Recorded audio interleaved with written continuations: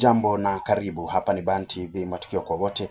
Jina langu ni Benson Ngaruya Kongo, tafadhali subscribe.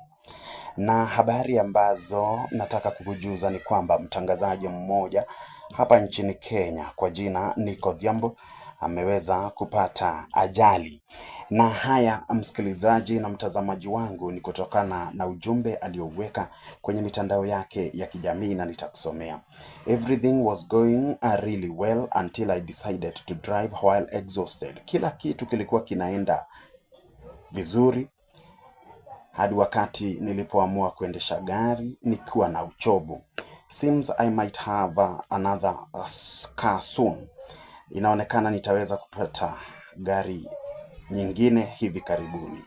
Goodbye my cute A5.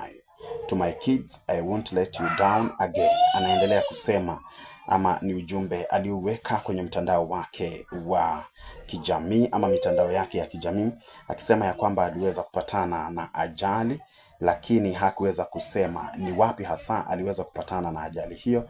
Lakini mambo ambayo tunajua ni kwamba yeye hakuumia, lakini gari lake ndilo tu lililoumia. Ni mwisho. Hapa ni Ban TV, tafadhali subscribe. Naitwa Benson Ngaruya Kongo.